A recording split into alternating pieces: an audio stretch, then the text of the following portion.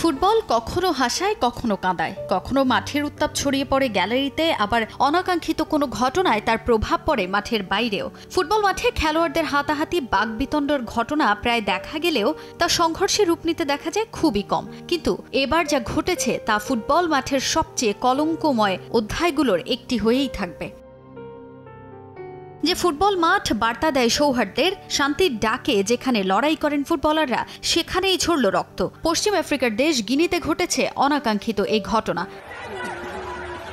এক football match ঘিরে রণক্ষেত্রে পরিণত হয় মাঠ। গিনির দ্বিতীয় বৃহত্তম শহর এনজের করে গিনির সামরিক নেতা তথা প্রেসিডেন্ট মামাদি দম্বুয়ার উদ্দেশ্যে একটি ফুটবল টুর্নামেন্ট আয়োজন করা হয়। সেখানেই ম্যাচ চলাকালীন রেফারির এক সিদ্ধান্ত ঘিরে অসন্তোষ সৃষ্টি হয়। মাঠের উত্তেজনা ছড়িয়ে পড়ে গ্যালারিতে। ফলশ্রুতিতে সংঘর্ষ বাধে দু দলের সমর্থকদের মধ্যে। খেলা চলাকালীনই মাঠে নেমে বিক্ষোভ করেন তারা। পরিস্থিতি ধীরে ধীরে নিয়ন্ত্রণের বাইরে চলে গেলে তা ভয়াবহ আকার ধারণ করে।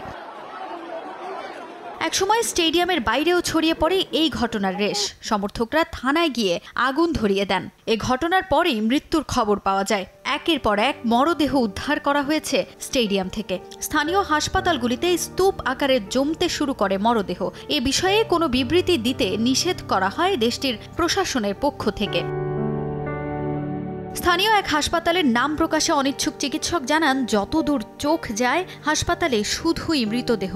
পরিস্থিতি এমন পর্যায়ে পৌঁছেছে যে দেহ মেঝেতে ফেলে রাখতে হচ্ছে। মর্গে কোনো জায়গাই নেই। প্রায় 100 জনের মৃত্যু হয়েছে বলে জানান তারা। যদিও হাসপাতালের অন্য একটি সূত্র জানায় কয়েক ডজন মানুষ মারা গেছেন। এমন খবর প্রকাশ করেছে বার্তা সংস্থা AFP। যদিও দেশটির সরকারের পক্ষ থেকে এক বিবৃতিতে বলা হয়, এখন পর্যন্ত অন্তত 56 জনের মৃত্যুর খবর নিশ্চিত করা গেছে। এ ঘটনার একটি ভিডিও ছড়িয়ে পড়ে সামাজিক যোগাযোগ মাধ্যমে, যেখানে দেখা যায় হাজারো মানুষের ঢল নামে স্টেডিয়ামের বাইরে।